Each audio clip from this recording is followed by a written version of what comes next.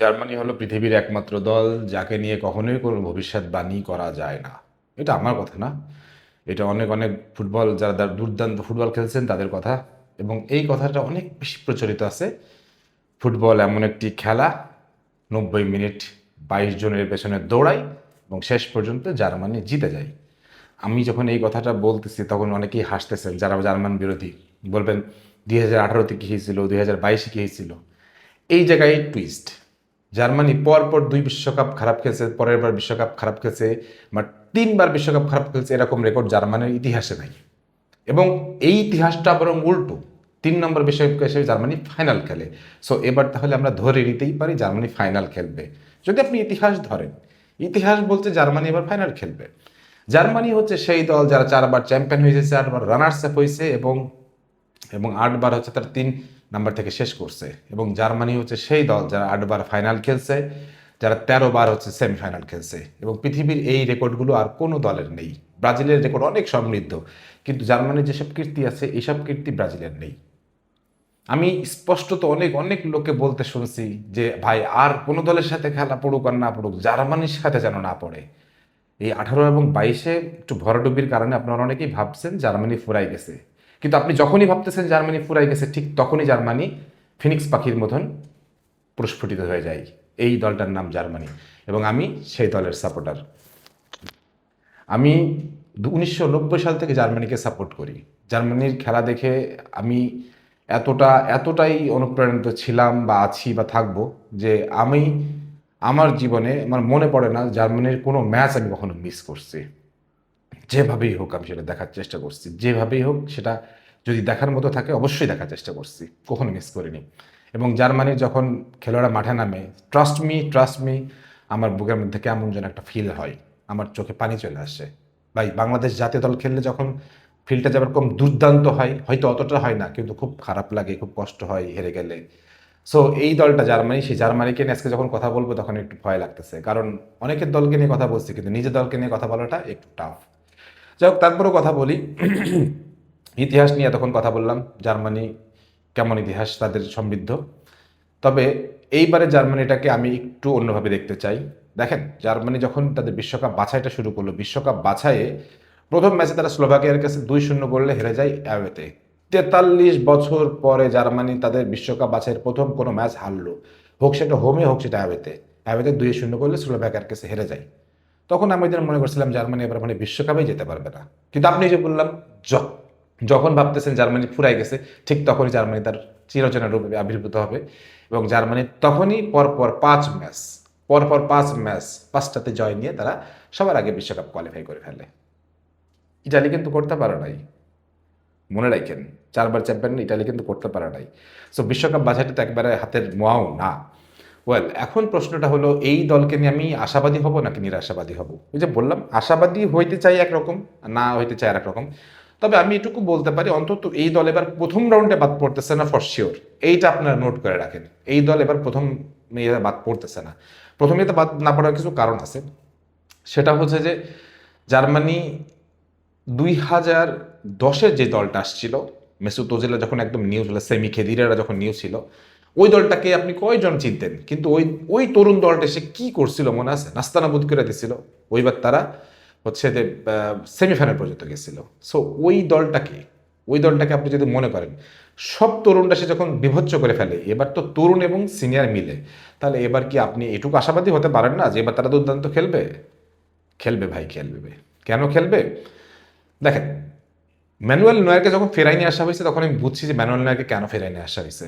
কারণ নাগলসম্যান হয়তো মনে করছে যে ম্যানুয়েল নয়ারকে গোলবারের নিচে পাইলে আমার একটা নেতৃত্ব থাকে এবং আমার আমার একটা টেনশন কমে যায়, তখন আমি অন্যদিকে মনোনিবেশ করতে পারবো। আমি বলতেছি না নুবেল বা ওমান এরা খারাপ, কিন্তু Manuel Neuer is Manuel Neuer. সে এখনো ম্যানুয়েল নয়ারই আছে। যতই বলে রিফ্লেকশন কমে গেছে, এটা কমে গেছে, ওইটা গেছে, কিন্তু আমি মনে করি সে একজন মিডফিল্ডার। এবং পেপ গার্ডিওলা তো বলছিলই যে আমার বায়ার্ন মিউনিখ যখন খেলাতে তখন আমার মাঝে মাঝে মনে হয়তো ম্যানুয়েল নয়ারকে মিডফিল্ডে খেলে ফেলি, বুঝছেন? So Manuel Neuer is Manuel Neuer. আর যদি আমি ব্যাকলাইনে কথা বলি, Antonio Rudiger, Jonathan Tah, Joshua Kimmich, হ্যাঁ, তারপরে হচ্ছে যে নিকো শোল্ডার ব্যাক, এদেরকে যদি বলি, ভাই এরা ইউরোপে এখনও টপ ফর্মে আছে। এদেরকে বিট করে যাওয়াটা একটু টাফ। হ্যাঁ, এদের গতি যদি বলেন হচ্ছে আপনার কিলিয়ান এমবাপ্পে, তারপর হচ্ছে হুলিয়ান আলভারেজ, এই টাইপের গতিময় ফুটবলার মানে স্ট্রাইকারের সামনে একটু হয়তো নড়বড়ে দেখাইতে পারে, বাট ওভারঅল তারা চারজন দুর্দান্ত।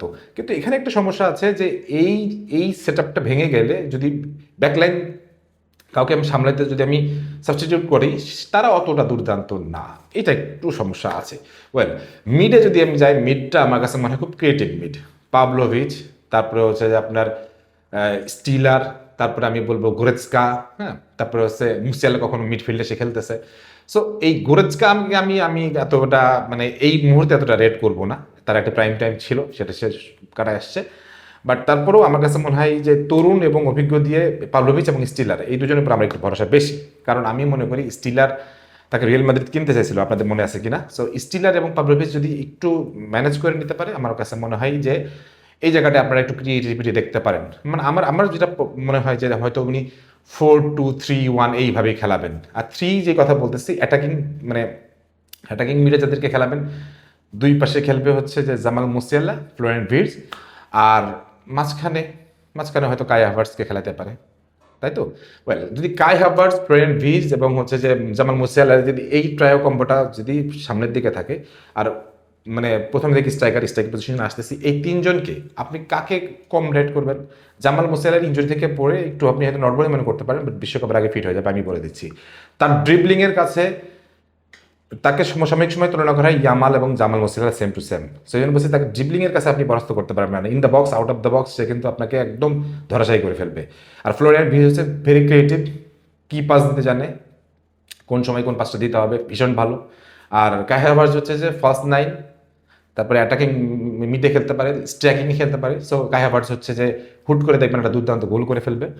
আর স্ট্রাইকিং পজিশনে একটা দুর্বলতা আছে, প্রপার নাম্বার 9। দেখেন এই প্রপার নাম্বার 9টা বেসিক্যালি আমি ভাবছিলাম সম্ভবত হচ্ছে নিকলাস ফুলক্রুগকে নেওয়া হবে, কিন্তু ফুলক্রুগকে না নিয়ে এসে ভোল্টামাটাকে নিয়ে এসে। ভোল্টামাটা আমার কাছে ভালোই লাগে, নিউ ক্যাসেলের মানে তার পারফরমেন্স, জাতীয় দলের পারফরমেন্স আমার কাছে খারাপ লাগেনি। কিন্তু ভোল্টামাটা যেটা সমস্যা, সেটা হচ্ছে ভোল্টামাটার পজিশনিং সেন্স আমার কাছে মনে হচ্ছে একটু কম, একটু দুর্বল।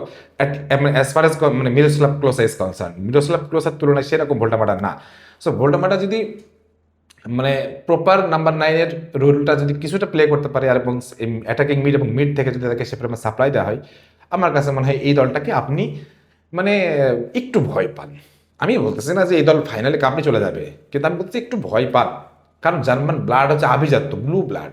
এই আভিজাত্যপূর্ণ ব্লাডটা হচ্ছে এরকম যে আপনি আপনি যখন ওদেরকে সহজভাবে নিবেন না, তখন ওরা আপনাকে এমনভাবে গাড়বে, মনে করেন আপনি জীবনের মতো হারাই যাবেন। আর্জেন্টিনার মনে আছে 2006-এ 2010 এমন গাড়া গাড়ছিল, হ্যাঁ। তারপর 2014-তে তো ফাইনালি হারাইছে। মানে এদেরকে মানে আপনি হালকাভাবে নিয়েছেন তো গাড়বে। তো এই জন্য বলতেছি, এই টিমটাকে আপনি হয়তো বলবেন যে সে Toni Kroos, Sami Khedira, Mesut Ozil, শোয়াইস্টাইগার ওদের মতো না, কিন্তু আমি বলতেছি 2010-এর সেই দলটাকে চিন্তা করেন জার্মানির, সেই দলটা, এই দলটা চিন্তা করেন। আমি মনে করি ওই দলটা চেয়ে এই দলটা কোনো অংশে কম না। এই জন্য জার্মান যারা ফ্যান আছেন, হ্যাঁ ভাই, এই জার্সিটা পরি ভাই, অনেক বছর ধরে পড়তেছি। এই জার্সিটা একবার যে পড়ছে কখনো নামায় না। জার্মান যারা ফ্যানরা আছেন, আমি জানি শত প্রতিজ্ঞ দলের মাঝখানেও আপনারা টিকে আছেন, কিন্তু আমি আপনাদেরকে বলবো, একটা সময় আমি যখন আমার জেলা সদরে মানে করতাম, মানে পতাকা তুলতাম, একটা বা দুইটা পতাকা দেখতে পারতাম জার্মানির। এখন আমি অনেক অনেক পতাকা দেখি জার্মানির। তার মানে জার্মানির খেলা দিয়ে জার্মানি তাদের ফ্যান বেস বাড়াইছে, মুখে মুখে বাড়ায়নি ব্রাজিল আর্জেন্টিনার মতো। সেই জন্য বলতেছে, আপনারা ভয় পাবেন না আর আশা হারাবেন না। অন্ততপক্ষে এবার প্রথম রাউন্ড ভালো খেলবে, সেকেন্ড রাউন্ড থেকে জার্মানি যদি তাদের চিরচেনা রূপে আসতে পারে, আর নাগেলসম্যান যদি তার ট্যাকটিক্সটা ভালো করতে পারে, নাগেলসম্যানকে যতই অবহেলা করেন, নাগেলসম্যান ট্যাকটিশিয়ান কিন্তু ভালো। এটা ব্যাখ্যা অন্য একদিন দিব। ট্যাকটিশিয়ান হিসেবে সে ভালো, যদি তার সে চিরচেনা রূপে আসতে পারে, এই জার্মানিকে আমি বলতেছি ভয় পান। একটা বাংলার একটা কথা আছে না, কাদো বাঙালি কাদো। আমি এই জন্য বলি, বিশ্বকাপ সব দলকে বলি, ভয় পাও, ভয় পাও, ভয় পাও। জার্মানি এমন একটা দল যাকে ভয় আপনার পাইতেই হবে। কিন্তু প্রশ্নটা থেকে যাচ্ছে যে বেঞ্চটা কেমন। বেঞ্চটা একটু নড়বড়ে, হয়তো একটু কমা, কিন্তু তারপর আমি বলতেছি, দলটা যখন জার্মানি, তখন আপনাকে একটু একটু শান্তভাবে টিভি সেটের সামনে বসে থাকতেই হবে। কারণ 3বার জার্মানি কখনোই খারাপ করেনি, 3বার জার্মানি কখনো খারাপ করে না, এবং এটাই আমাদের শক্তি। যাই হোক, আজকের ভিডিও এই পর্যন্তই। সবাই সবার মতামত জানাতে পারেন। সবাই ভালো থাকেন, সুস্থ থাকেন। আল্লাহ হাফেজ।